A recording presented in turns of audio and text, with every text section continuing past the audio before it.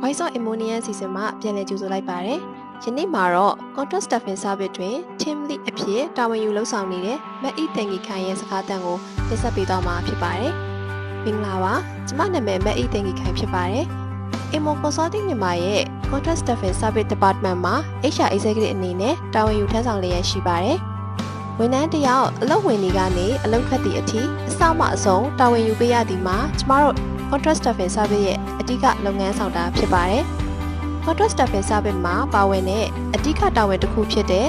လစာတွက်ခြင်းအတွက်လိုအပ်တဲ့ attendance ကောက်ခြင်းနဲ့စနစ်တကျရှိဖို့အင်မတန်အရေးကြီးတဲ့အရာဖြစ်ပါတယ်။ attendance တစ်ခုစနစ်တကျဖြစ်ဖို့ attendance policy ထားရှိခြင်းနဲ့လုပ်ငန်းခွင်အတွင်းလိုက်နာရန်တိကျမှန်ကန်သောစည်းကမ်းချက်များကိုချမှတ်ပေးခြင်းကလည်း Contract Staffing Service မှာဝန်ဆောင်မှုပေးနေတဲ့လုပ်ငန်းဆောင်တာတွေရဲ့တစ်ခုဖြစ်ပါတယ်။ဒါ့အပြင်နောက်ထပ်အရေးကြီးတဲ့ Contract Staffing ရဲ့လုပ်ငန်းတစ်ခုဖြစ်တဲ့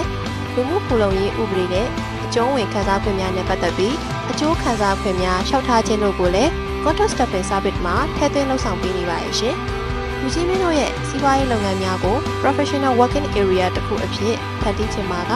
Ammo Consulting မြန်မာရဲ့ Contract Staffing Service တို့အများဆုံးဆက်သွယ်နိုင်မှာကြောင်းအကြံပြုပါရစေရှင်။ကျေးဇူးတင်ပါတယ်ရှင်။